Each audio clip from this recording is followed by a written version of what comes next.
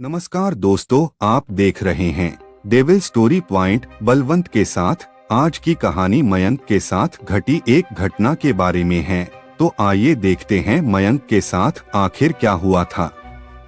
मयंक एक multinational company में branch manager की जॉब करता था। एक दिन मयंक को ऑफिस से घर जाने के लिए लेट हो गया था। सर्दी का मौसम होने के कारण रात भी जल्दी हो गई थी। ठंड भी बहुत शुरू हो चुकी थी। रास्ते में चलते चलते मयंक को अचानक एक आवाज सुनाई दी, रुक जाओ। मयंक वहीं पर ही रुक गया और पीछे मुड़ के देखा, लेकिन पीछे कोई भी नहीं था। फिर से वही आवाज सुनाई दी, सामने देखो।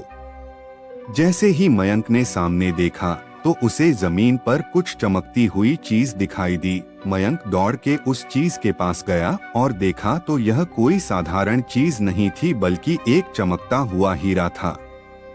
उसने वह हीरा अपने हाथ में लिया। उसकी चमक देखकर मयंक की खुशी का पता न रहा। लेकिन मयंक को कहाँ पता था यह कोई साधारण हीरा नहीं, बल्कि एक मायावी हीरा है। अचानक उस हीरे में से आवाज आई, अगर तुम्हें और हीरे चाहिए तो इस जमीन को खोदो। इस जमीन के नीचे बहुत सारे हीरे हैं। मयंक खुश हो गया। उसने उस हीरे को अपनी जेब में डाला और जमीन खोदना शुरू किया। करीबन 2 फीट जमीन खोदने के बाद अचानक मयंक डर के मारे चिल्लाने लगा। इसके कारण उसका संतुलन खो गया और वो जमीन पर गिर पड़ा, क्योंकि उस गड्ढे में से हीरे मोती नहीं बल्कि किसी इंसान का कटा हुआ सर मिला। अचानक वह सर हवा में उड़ने लगा और बोला, डरो मत, मैं तुम्हें कोई हानि नहीं पहुंचाऊंगा, बल्कि मैं तुम्हें बहुत सारे हीरे जेवरात भी दूंगा। बस मेरी बात ध्यान से सुनो, मैं जहां जाता हूं वहां मेरे पीछे आओ। फिर वह सिर हवा में उड़ा और जंगल की ओर बढ़ने लगा। करीबन 1 किलोमीटर चलने के बाद वह सिर रुक गया। मयंक भी रुक गया। फिर उस सिर ने मयंक से कहा, इस जमीन के भीतर बहुत सारे हीरे मोती जेवरात छुपे हुए हैं। इस जमीन पे खोदने का काम शुरू करो। मयंक खुश हो गया और उस जमीन को खोदना शुरू कर दिया। खोदते खोदते उस जमीन के नीचे हीरा मोती तो नहीं मिले, बल्कि उस सिर का कटा हुआ धड़ मिला।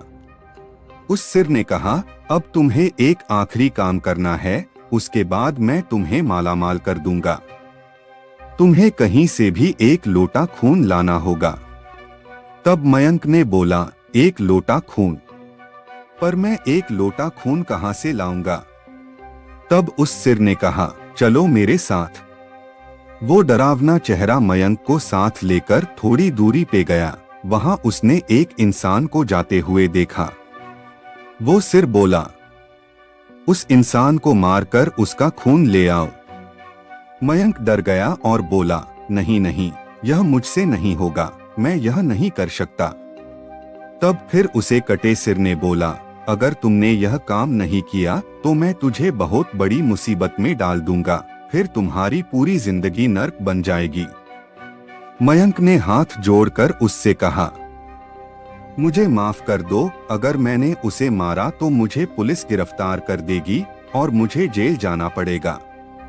उस सिर ने अपने तंत्र मंत्र की शक्ति से एक छुरी और लोटा प्रकट किया और गुस्से से बोला, अगर तुम मेरा यह काम नहीं करोगे तो मैं तुम्हारे पूरे परिवार को मौत के घाट उतार दूंगा। मयंक ने मजबूरी में आकर उस आदमी को मार डाला और उसका खून लेकर उस सिर के पास गया। वो सिर खून को देखकर बहुत खुश हुआ और बोला, यह खून मेरे शरीर पे डाल दे। उस सिर के कहने पर मयंक ने खून को उसके शरीर पे डाल दिया। फिर कुछ ही देर में वो कटा हुआ सिर उस शरीर पे जुड़ गया।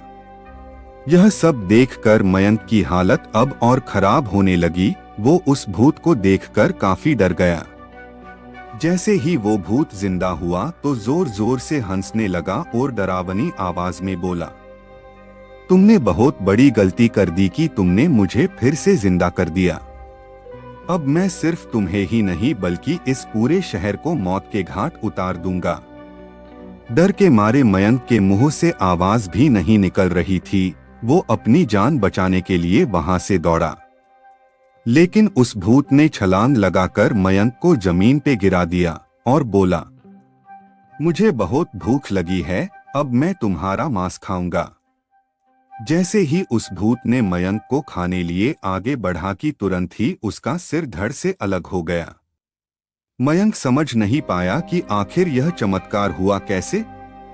जब मयंक ने पीछे मुड़कर देखा तो एक अघोरी बाबा खड़े थे। उस अघोरी बाबा ने कहा, जब तुम उस आदमी को मारकर उसका खून ले जा रहे थे तभी मैंने देख लिया था और मैं समझ गया कि कुछ तो बुरा होने वाला है।